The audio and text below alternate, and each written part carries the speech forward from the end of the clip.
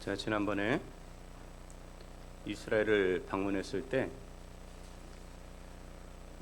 제가 그곳을 다니면서 세 번 놀랐습니다. 한 번은 이 가이사랴 쪽에 가서 지중해 변에서 그 지중해를 보면서 참 좋다 하는 그러한 놀라움을 느꼈고, 두 번째 제가 놀라움을 느꼈던 것은 이스라엘의 그 북부 지역, 갈릴리 북부 헬몬산 아래쪽 그쪽을 방문하면서 좀 놀랐습니다. 그리고 이 갈릴리 호수 주변을 이렇게 보면서 또 한 번 놀랐고, 그리고 이제 이곳은 이스라엘 밖인데 요르단에 가서 그 왕의 대로를 보면서 또 한 번 놀랐습니다. 물론 페트라도 놀라웠지만 그런 것보다 제가 더 놀라웠던 것은 왕의 대로가 놀라웠고, 그리고 또 제가 참 이스라엘 땅에 이런 곳이 있구나 하면서 놀라웠던 것은 바로 이 갈릴리 북부 지방을 보면서 놀랐습니다. 텔단이라고 하는 그 지역이죠. 그곳에 갔더니 숲이 있는 거예요. 그리고 그곳에 갔더니 바니아스 폭포가 있는 겁니다. 전 그곳에 그러한 폭포가 있을 줄 몰랐습니다. 물론 우리들이 생각하는 엄청 높은 폭포는 아니었지만 물줄기가 제법 강한 그러한 폭포였습니다. 물은 또 얼마나 맑은지 그곳에 있다 보니 그 숲 안으로 폭포로부터 떨어지는 그 물줄기들이 그 안개가 되어서 결국은 그곳을 적시는 것을 보면서 참 놀랍다 하는 생각을 했습니다. 야, 이스라엘 땅에 이런 곳이 있구나. 정말 신기했습니다. 근데 한 가지 의문이 들었죠. 왜 하나님은 이곳을 이스라엘 백성들에게 기업으로 주시지 않았는가? 하나님께서 아브라함에게 약속하시고 그 자손들에게 땅을 주시겠다고 하시면서 이스라엘 백성들에게 그 경계들을 말씀하실 때 그 지역 그 부분 쪽은 들어가지 않았나 하는 그러한 생각이 들었어요. 그 땅이 이스라엘 백성들이 지파별로 분배할 때에 속하지 않았던 것이에요. 아니, 하나님은 우리의 눈과 다른 눈을 가지고 계신가?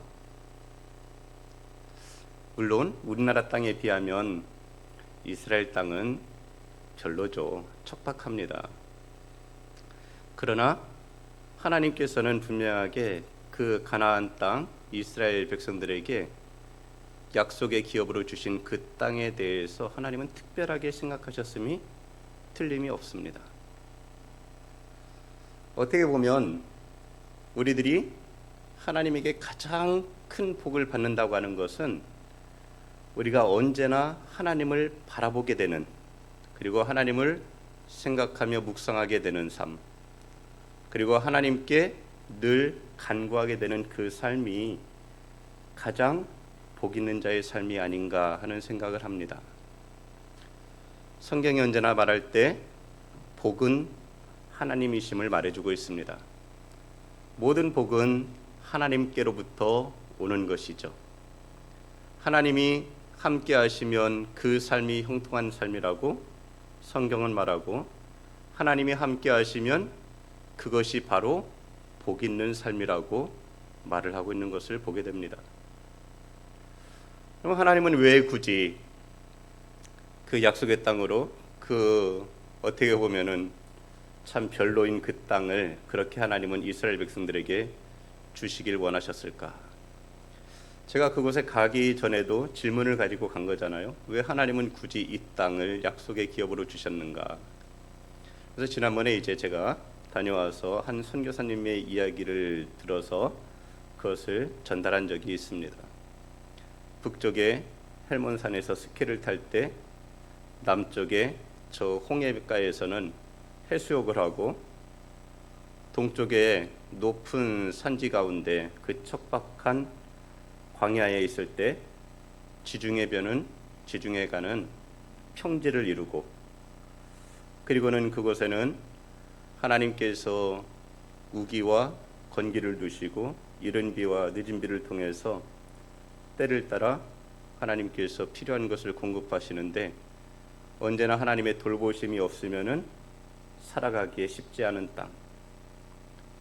지구를 축소하면 미국이 된다 그랬고, 미국을 또 더 축소하면 이스라엘 땅이 아닌가 하는 그런 선교사님의 얘기를 들었다고 전한 기억이 있습니다. 이 작은 땅에서, 우리나라 강원도 정도 되는 그 땅에서 전 세계를 맛볼 수 있고, 그리고 그곳에서 하나님의 은혜를 구할 수밖에 없는 그러한 땅이라고 하는 것이, 이곳을 하나님께서 약속의 자손들에게 주신 이유겠구나 하는 그런 생각을 하게 되었습니다.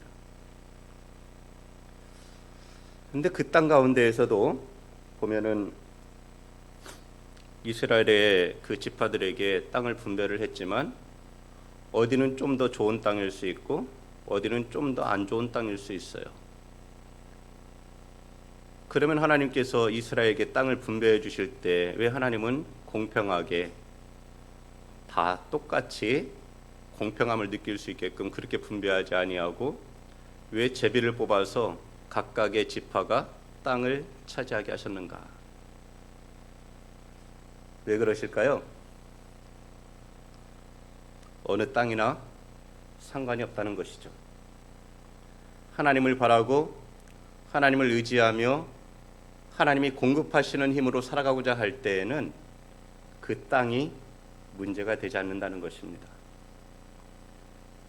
그 가나안 땅보다도 훨씬 더 척박한 그 광야 생활을 이스라엘 백성들은 40년 동안을 했습니다.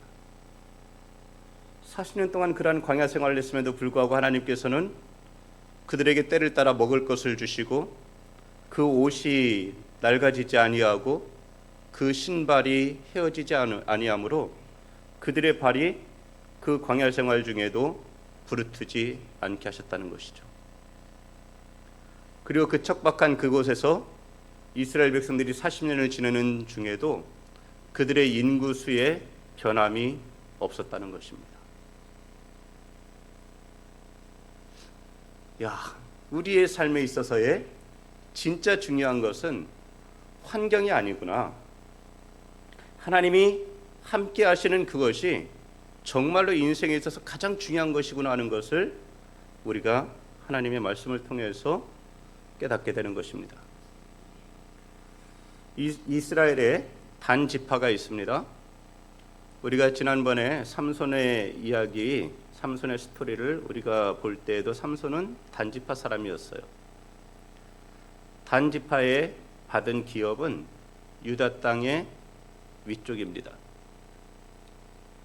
그리고 그것은 주로 단 지파가 받은 땅은 이 지중해변에 치우쳐져 있는 그러한 좀 평야지대죠.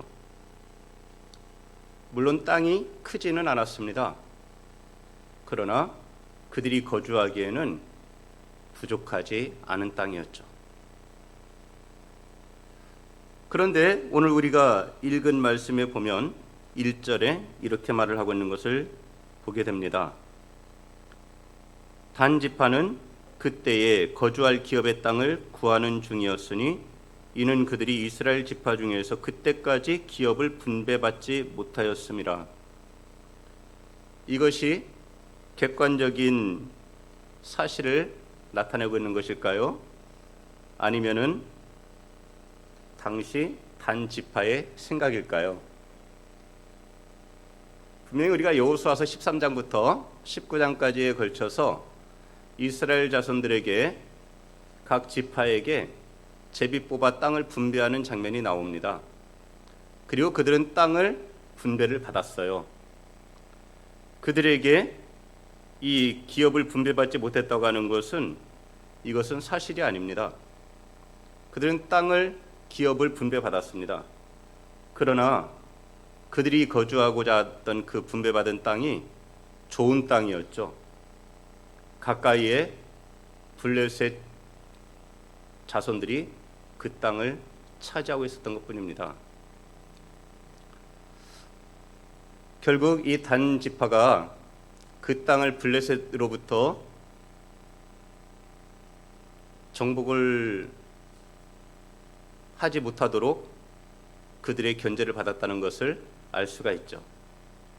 그래서 지난번에 우리가 보았던 한 레위 사람도 자기의 거주지에 살지 못하고 베들레헴에 가서 거주했던 것을 보게 됩니다. 그리고는 자기가 살 곳을 찾아서 그가 방랑길에 오르게 되다가 이 미가의 집에 이르게 되는 그것이 17장에 나오는 사건이었죠.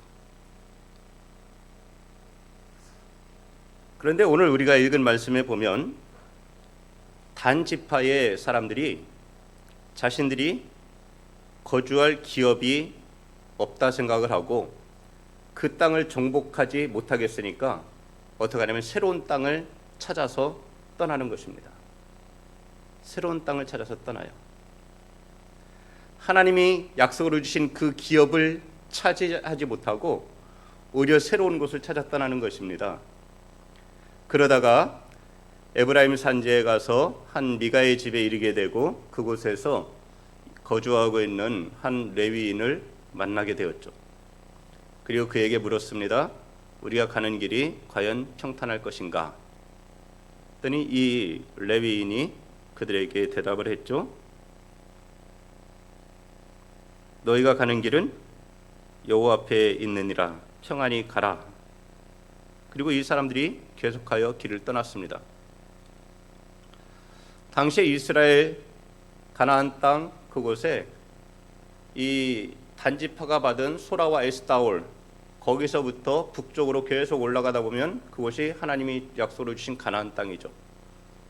그러면 그들이 올라가다가 새로운 땅을 만나서 그냥 차지하면 되는데 왜 그것을 차지하지 못하고 갈릴리 북부 오늘 말씀에 나오는 라이스까지 올라가야만 했을까요? 그 아래쪽은 다 이스라엘의 다른 지파에게 기업으로 주어진 땅이기 때문에 그렇습니다. 그러니 단지파가 기업을 분배받지 못했다는 것은 사실은 아니죠. 그리고 그들은 계속 올라갔습니다. 그리고 그들이 라이스에 이르게 됩니다. 라이스에 이르러서 거기 있는 백성을 보니까 염려 없이 거주하는 거예요. 그리고 그들은 사는 곳은 평온합니다. 안전했습니다. 그 땅에는 부족한 것이 없었습니다. 아니 이렇게 좋은 땅을 하나님이 주시지 않은 거예요. 이 단지파 사람들 우리가 다음에 보면 알겠지만은 600명이 올라가서 그 땅을 점령할 수 있을 정도로 그 땅은 좋으나 그러나 그곳에 있는 사람들은 강하지 않았습니다. 그럼에도 하나님은 그 땅을 주시지 않았던 것이죠. 이 사건은 실은 사사기 뒷부분에 나오고 있지만은 그러나 이 사건은 실은 훨씬 더 앞쪽 사사시대 초기에 있는 그러한 사건이라고 볼 수가 있습니다. 왜 그러냐면 우리가 여호수아에 있는 말씀을 보면 알게 됩니다. 여호수아 19장에 거기에 보게 되면 47절에 단지파가 올라가서 렛셈을 칼로 쳐서 정복하고 그곳에 거주함으로 단지파의 지경이 확장되었다 이렇게 말하고 있습니다. 거기서 말하는 이 렛셈이 어딘가 지도상에서 찾아보게 되면 그것이 바로 오늘 말씀에 나오는 라이스입니다. 그 지방이에요. 그러니까 실은 이 사건은 사사시대의 초기에 일어난 그러한 사건이에요. 그럼에도 불구하고 오히려 사사들의 이야기가 다 끝나고 나서 그 뒤에 나오고 있는데 17장, 18장, 19장부터 해서 21장까지 이곳에는 크게 보면 두 가지의 사건이 나오는 것이죠. 하나는 미가의 집과 단의 사건, 그리고 또 하나는 한 레위인에 대한 사건입니다. 이것을 통해서 이 사사기를 쓴 보통은 사무엘이 썼다고 이야기를 하는데요. 그 의도는 무엇이냐면 당시에 이렇게 종교적으로 부패했고 도덕적으로 타락했다 하는 것을 알려주는 것입니다. 그런데 그 이유가 무엇이냐? 그때에 이스라엘에 왕이 없었기 때문이다, 이렇게 말하고 있는 거예요. 17장 6절에서 그때는 이스라엘에 왕이 없었으므로 그랬고, 18장 1절 오늘 우리가 본 말씀에 그때 이스라엘에 왕이 없었고 이렇게 시작하죠. 19장 1절에는 이스라엘에 왕이 없을 그때에 이렇게 말하고 있습니다. 그리고 21장 25절에는 그때 이스라엘에 왕이 없으므로 어떻게 했다는 거예요? 각자 자기의 소견에 옳은 대로 살았다는 겁니다. 자기의 소견에 옳은 대로.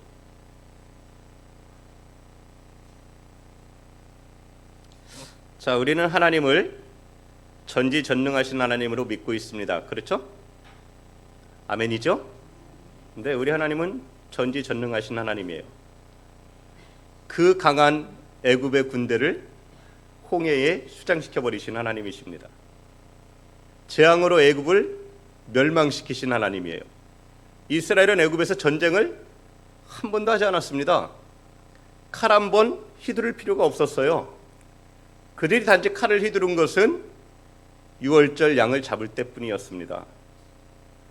그럼에도 불구하고 그들은 애굽에서 그들의 모든 소유를 갖다가 넉넉하게 꾸려서 나올 수 있었습니다. 왜냐하면 애굽 사람들이 이스라엘 백성들을 볼 때에 너무나 무서웠거든요. 마지막 장자들이 다 죽게 되는 그때에는 애굽의 각 집에 어느 집이고 이 애통하는 소리가 곡하는 소리가 나지 않은 집이 없었습니다. 왜냐하면 그 집에 아이가 하나가 있어도 그는 장자입니다. 먼저 태어난 것이 다 집에는 있기 때문에 어느 집이나 다 하나님의 사자가 죽음의 천사가 가며 애굽의 집을 다 쳤을 때에 애굽의 모든 집의 장자들이 다 죽은 것입니다. 그러니 애굽 사람들이 이스라엘 백성들을 얼마나 두려워했겠어요. 그러니 그들이 원하는 대로, 그들이 요구하는 대로 금과 은과 폐물을 다 주어서 그들을 빨리 떠나라고 내보낸 것입니다. 이러한 능력을 행하시는 분이 하나님이셨습니다. 그리고 하나님은 이스라엘 백성들을 일부러 비아이로스로 인도하셨습니다. 실은 그들이 홍해 끝 에시온게벨 그곳을 지나서 그렇게 가나안 땅으로 갈 수도 있었지만 하나님께서 그곳에서 갑자기 그들의 발걸음을 돌리시는 거예요. 그리고는 홍해를 따라 내려가서 비아이롯에 머무르라고 하시죠. 그런데 그곳은 이제 한쪽은 그 입구로 들어가게 되면 바닷가에 들어가면 그들은 그곳에서 수백만 명이 머무를 수 있지만 그 길이 막히는 곳입니다. 골짜기를 지나와서 바닷가에 이르게 되는 것이거든요. 그리고는 하나님께서 애굽의 군대를 그들을 추격하게 하시는 거죠. 그들이 추격해 와서 이스라엘 백성들이 갇혔습니다. 앞쪽은 홍해, 뒤에는 애굽의 군대. 하나님께서 홍해를 가르시고 이스라엘 백성을 건너게 하시고 애굽의 군대를 다시 길을 열으셔서 그들로 추격하게 하신 후에 홍해 바다에 애굽의 모든 병거를 다 수장시켜 버리신 거예요. 이런 엄청난 사건이 있었기 때문에 그 후에 애굽에 들어온 다른 민족이 애굽을 정복할 수 있었습니다. 그 강하던 애굽이 순식간에 그때 이민족의 침입하에서 무너질 수밖에 없는 아주 약한 나라가 되고야 말았던 것이죠. 우리 하나님이 바로 이런 하나님이시라는 거죠. 전지전능하신 하나님, 모든 것을 아시는 하나님이시죠. 10가지 재앙이 비로소 시행되고 나서야 너희들을 내보낼 것이다 그랬는데 정말 10가지의 재앙이 내리고서야 애굽을 하나님이 심판하시고 난 후에야 그들은 내보내졌습니다. 그리고 하나님은 미리 아시고 이스라엘 백성들을 이끄셔서 홍해로 이끄시고 그것을 하나님의 큰 권능을 보이시고 이스라엘 백성들로 하나님을 전적으로 의지하게 하셨던 것이죠. 그러니 그 후에 하나님이 그들을 구름 기둥과 불 기둥으로 인도하실 때 이스라엘 백성들은 그의 인도하심을 따라서 광야길로 들어설 수가 있었던 것이죠. 그리고 하나님은 그렇게 광야에서 그들을 먹이시고 입히시고 그들을 돌보셨습니다. 이분이 전지전능하신 하나님 아닙니까? 정말 우리가 믿는 하나님은 이런 하나님이십니다. 모든 것을 아시고 모든 것을 그 기쁘신 뜻대로 이루어 가시는 하나님이십니다. 그 하나님께서 이스라엘 백성들에게 가나안 땅을 주시겠다고 하셨습니다. 그리고 어떻게 보면 그때의 가나안 땅은 가장 패역할 수 있지만, 그러나 가나안 땅은 가장 강한 나라일 수가 있습니다. 강한 민족들이었습니다. 가나안의 7 족속은 너무나 강했습니다. 40년 전에 이스라엘 백성들이 이 가나안 땅에 들어가고자 했을 때, 가데스바네에서 그들이 정탐꾼을 보냈을 때에 그때 정탐꾼들이 돌아와서 한 말이 무엇입니까? 그곳에는 네피림의 후손인 아낙 자손들이 있더라. 우리가 창세기를 보면 네피림에 대한 이야기가 나오죠. 네피림은 하나님의 아들들과 사람의 딸들 가운데서 태어난 사람이라고 했고 고대의 용사라고 말하고 있습니다. 근데 그들은 용사입니다. 그들은 거인족입니다. 그리고 그들은 거인족을 아낙 자손이라고 불렀습니다. 아낙 자손은 아르바의 자식들입니다. 이 아르바는 거주하는 성읍이 어디였냐면 기럇 아르바라고 해서 아르바의 성읍이라는 뜻인데, 그곳이 바로 헤브론입니다. 헤브론. 그러니까 아낙 자손 중에 가장 큰 자가 누구냐면 그가 아르바였습니다. 그리고 그가 거주하는 성읍이 어디였냐면 헤브론이었어요. 헤브론. 헤브론 그러면 누가 생각이 납니까? 헤브론. 헤브론을 기업으로 받은 사람이 누구예요? 갈렙입니다. 갈렙. 근데 나중에 85세의 갈렙이 어디를 점령하는 거예요? 그때 가장 강하다고 말할 수 있는 기럇 아르바, 그곳을 갈렙이 점령하는 것이죠. 이스라엘 백성들이 그 아낙 자손들을 보면서 한 말이, 표현이 뭐였냐면 정탐꾼들이 한 말이, 우리는 그들 앞에 메뚜기다, 그렇게 말했던 바로 그 성읍을 지키고 있는 그 거대한 거인족들을 누가요? 85세의 갈렙이 쳐들어가서 그 땅을 점령한 것입니다. 그리고 전쟁을 끝내버렸어요. 그것이 여호수아에 있는 말씀이에요. 어떠세요, 여러분? 하나님이 약속으로 주신 가나안 땅을 이스라엘 백성들이 정복할 수 있는 땅입니까? 아니면은 그들 앞에서 패배할 수밖에 없는 땅입니까? 그들은 거인족이고 그들은 철병거를 가지고 있어서 물론 무섭습니다. 두렵지요. 어떻게 이길 수 있을까? 이성적으로 생각하면 당연히 피해야지요. 그래서 이스라엘 백성들은 피했습니다. 그래서 그들을 향해서 그 땅을 점령하겠다고 하나님을 의지하고 나가서 싸워서 쟁취한 것이 아니라 전쟁을 피했습니다. 피하고 났더니 그들이 그 땅에 거주합니다. 거주했어요. 그런데 우리가 사사기 1장에 보면은 이스라엘이 그 후에 강성해집니다. 강해집니다. 하나님께서 그 중에도 이스라엘 백성들을 강성케 하신 거예요. 그래서 그들이 강성한 후에 가나안 족속에게 노역을 시켰고 다 쫓아내지 아니하였더라라고 말하고 있어요. 노역을 시킬 수 있다는 것은 무엇입니까? 누가 우위에 있어요? 이스라엘 백성들이 우위에 있습니다. 그러면 그들을 쫓아낼 수 있어요, 없어요? 쫓아낼 수 있습니다. 그들을 쫓아낼 수 있어요. 그들을 멸할 수도 있습니다. 그러나 이스라엘 백성들은 그렇게 하지 아니하고 그들에게 노역을 시키며 함께 거주하기를 선택했던 것이죠. 이것이 뭐예요? 이것이 하나님의 뜻입니까? 이것이 하나님이 원하시는 거였나요? 아니었습니다. 그럴 것 같으면 하나님께서 굳이 아브라함의 자손들을 이방에서 객으로 400년을 지내게 하실 이유가 없었어요. 하나님께서 아브라함에게 당시에 그 땅을 그냥 주실 수도 있었습니다. 한 부분을 주시면 되지요. 공존하면 되는데요. 근데 하나님께서 그때 아브라함에게 그 땅을 주시지 않았습니다. 이 땅이 더 패역하기까지 하나님께서 그 땅을 진멸하셔도 모두를 다 없앤다 할지라도 사람들이 볼 때에 하나님은 거룩하신 하나님께서 마땅히 그렇게 하실 수밖에 없다. 이 땅은 패역하기 때문에, 이 땅은 너무나 죄악이 간영하기 때문에 하나님께서 다 진멸하실 수밖에 없었을 것이다라고 인정할 수밖에 없는 그때까지 하나님께서 참고 기다리신 건데, 그런데 이스라엘 백성들은 그러지 않은 거예요. 하나님을 의지하고 나가서 그 땅을 다 정복하지 않은 것입니다. 그리고 함께 거주하기를 꾀하였던 것이죠. 그리고는 그 땅을 차지할 수가 없으니까, 이성적으로 생각할 때 너무나 두려워서 차지할 수 없게 되니까 결국 하나님이 주신 약속의 기업을 포기하고 새로운 곳을 찾아서 나아간 것입니다. 그러나 그렇게 새로운 곳을 향해서 나아가게 되면 어떤 일들이 벌어질까요? 어떤 일들이? 실은 하나님과 관계없는 사람들이 되고 맙니다.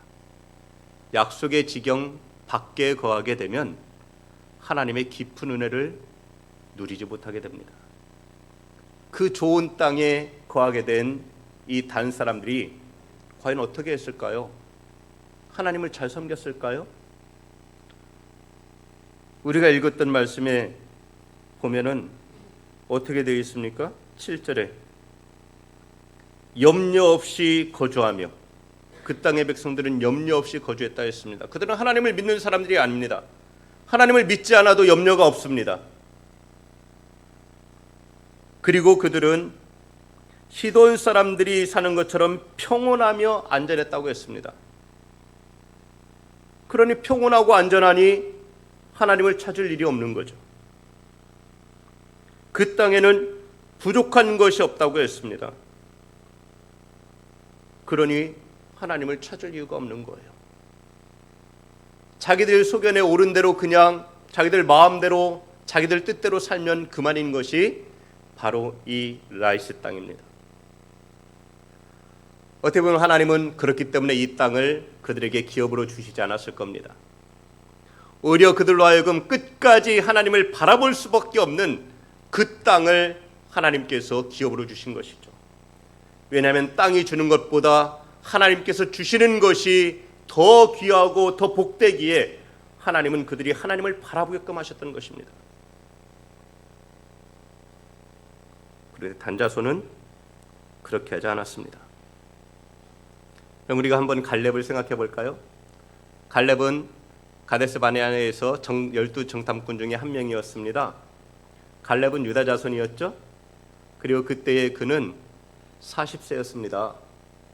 그가 그곳에서 정탐꾼로 나아가서 그 땅을 정탐하고 와서 하나님 앞에, 백성들 앞에 보고한 것은 무엇입니까?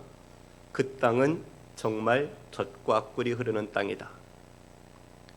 10명의 정탐꾼이 그 땅은 너무나 두려워, 물론 좋지만 우리가 그 땅에 들어가면 우리는 다 죽고 말 거야, 그렇게 보고했을 때 갈렙과 여호수아는 그렇지 않다고, 하나님께서 우리에게 주시고자 하면 그들은 우리가 그들 앞에 메뚜기가 아니라 그들은 우리의 밥이 될 거라고 그렇게 외쳤던 사람이 갈렙입니다. 갈렙은 이 믿음의 고백을 통해서 하나님 앞에서 약속을 받았습니다. 내가 밟는 그 땅, 그곳이 너의 기업이 될 것을 하나님이 약속으로 모세를 통하여 주셨어요. 갈렙은 나이 80이 다 되어서 가나안 땅에 들어가 전쟁을 수행했습니다. 가나안 정복 전쟁에 참여했습니다. 그리고 어느 정도 그러한 전쟁이 끝나갈 때에 그는 여호수아에게 이제 자기의 기업을 달라고 요구합니다. 어디를 달라고 했냐면 기랏 아르바를 달라고 한 것입니다. 기랏 아르바, 가장 강한 성읍, 가장 견고한 그곳, 그 땅을 자기에게 달라고 했습니다. 그가 하는 말이 무엇입니까? 내 나이 85세지만 그러나 내가 나가서 그 땅을 정복할 수 있다고 말하는 것입니다. 왜냐고요? 하나님께서 약속해 주셨으니까요. 하나님은 약속에 신실하신 하나님이시잖아요. 하나님의 약속은 변하지 않지 않습니까? 하나님의 약속은 달라지지 않는 것입니다. 쇠하지 않는 것입니다. 그래서 이 갈렙은 하나님의 약속을 붙잡고 기럇 아르바를 정복하러 나갔습니다. 그리고 그 땅을 정복했습니다. 그 땅을 차지했습니다. 그의 사위 온니엘은 처음 사사로서 그가 유다 남방을 정복했습니다. 그 부근의 또 다른 성읍들을 정복했어요. 믿음으로 그들은 하나님이 주신 약속의 기업들을 다 받았습니다. 그곳에 강대한 사람들이 있어서 이성적으로 생각하면 두려웠지만 그들은 하나님의 약속을 붙잡고 나아가 결국 승리하며 그 땅을, 그 기업을 차지할 수가 있었습니다. 오늘 하나님께서 우리에게 주시는 약속들이 있습니다. 신약 성경에는 하나님의 약속이 한 500여 곳에 등장을 하는데요. 그 가운데에 우리가 하나님께 받은 약속들을 한번 생각을 해봅시다. 하나님이 우리에게 주신 약속은 무엇일까요? 복음이 하나님의 약속에 의해서 우리에게 주어진 것입니다. 복음. 사도행전 1장 2절에 이 복음은 하나님이 선지자들을 통하여 그의 아들에 관하여 성경에 미리 약속하신 것이라. 복음이 하나님의 약속에 따라 우리에게 주어졌습니다. 우리는 다시 복음으로 일어서길 원합니다. 우리는 복음을 믿으며 복음을 위해 살고 복음을 전파하기를 원합니다. 이것이 2023년도 우리의 표와 목표가 아닙니까? 우리가 복음을 하나님의 약속으로 받았습니다. 하나님은 또한 우리에게 영생을 약속하시고 그리고 그 영생을 우리에게 주셨습니다. 요한복음 6장에서 예수님은 말씀하셨습니다. 진실로 진실로 너희에게 이르노니 믿는 자는 영생을 가졌나니 말씀하셨습니다. 그리고 예수님께서는 말씀하시죠. 내가 그들에게 영생을 주노니 영원히 멸망하지 아니할 것이요 또 그들을 내 손에서 빼앗을 자가 없느니라. 예수님께서 우리에게 영생을 주십니다. 그리고 또한 주님은 말씀하셨습니다. 마태복음에서 내 이름을 위하여 집이나 형제나 자매나 부모나 자식이나 전토를 벌인 자마다 여러 배를 받고 또 영생을 상속하리라 말씀하셨습니다. 그리고 이 영생은 거짓이 없으신 하나님이 영원 전부터 약속하신 것이라고 디도서 1장에 말씀해주고 있습니다. 하나님은 그렇게 우리에게 복음을 주시고 영생을 주셨습니다. 하나님은 또한 우리에게 약속의 기업도 주셨습니다. 우리가 이 땅에 발붙일 만한 땅도 없지만은 그러나 하나님께서는 우리에게 기업을 주시겠다고 말씀을 하십니다.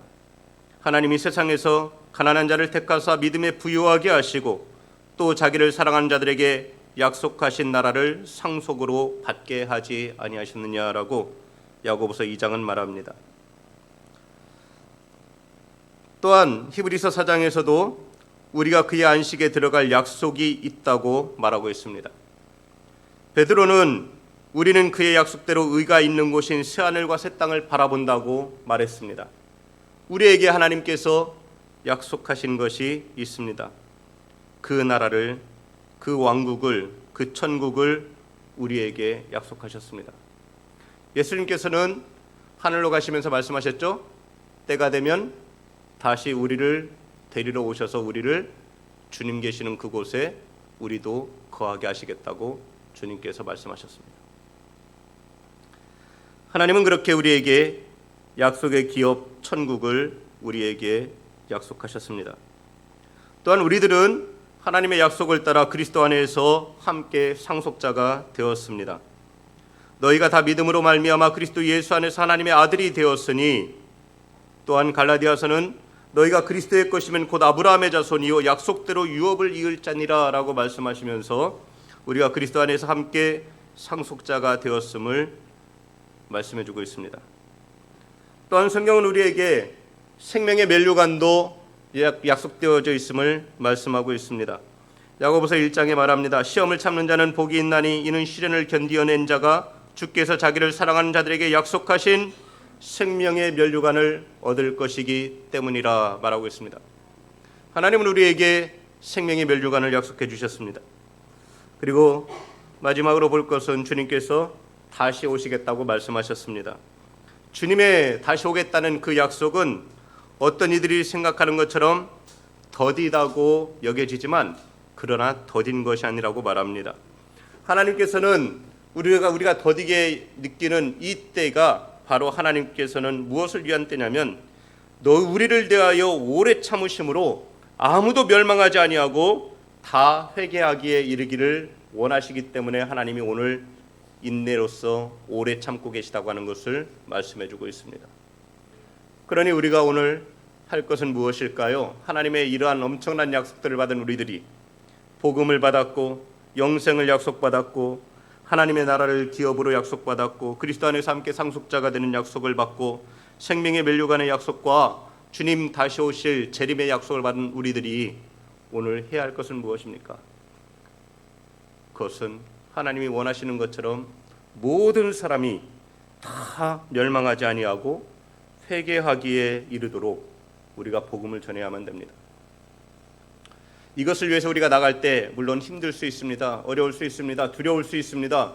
당연히 이스라엘 백성들 그 약속의 땅을 기업으로 받아서 그 땅에 들어가서 전쟁을 하고자 할 때 얼마나 두려웠겠어요.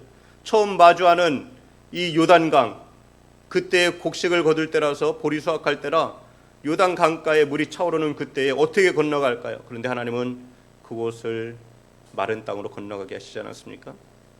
그 견고한 이중성벽의 여리고를 하나님은 칼 한 번 휘두르지 아니하고 그 땅을 정복하게 하시지 않았습니까? 하나님께서는 가장 강하고 견고한 여리고도 하나님은 전쟁 없이 승리하게 하셨습니다. 하나님은 갈렙을 통해서 기럇 아르바도 약속을 따라서 믿음으로 나아가면 그 땅을 그 기업을 취할 수 있음을 보여주셨습니다. 우리 앞에 두려운 일들이 있습니다. 환경이 우리를 두렵게 합니다. 여러 가지 문제들이 우리를 두렵게 하죠.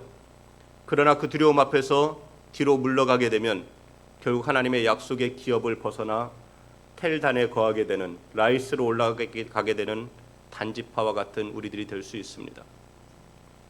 힘들지라도 척박할지라도 어려움이 있을지라도 하나님의 약속의 기업을 바라보면서 오히려 하나님께서 나를 이곳에 머무르게 하심은 나로 날마다 복 주시는 하나님, 나에게 약속을 결국 성취하실 하나님을 바라보게 하시는 하나님의 뜻임을 알고 끝까지 하나님을 바라보며 믿음으로 하나님이 우리에게 주신 모든 약속의 성취함을 보는 성도들이 되시기를 예수님의 이름으로 축복합니다.